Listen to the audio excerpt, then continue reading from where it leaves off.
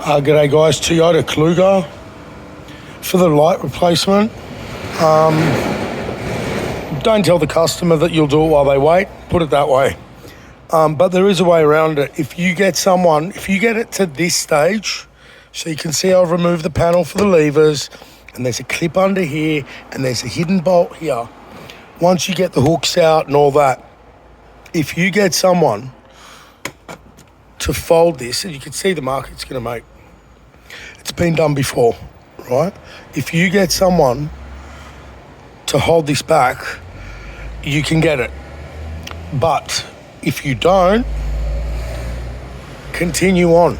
So there's a clip there, you can see in there, the clip's behind this panel, okay?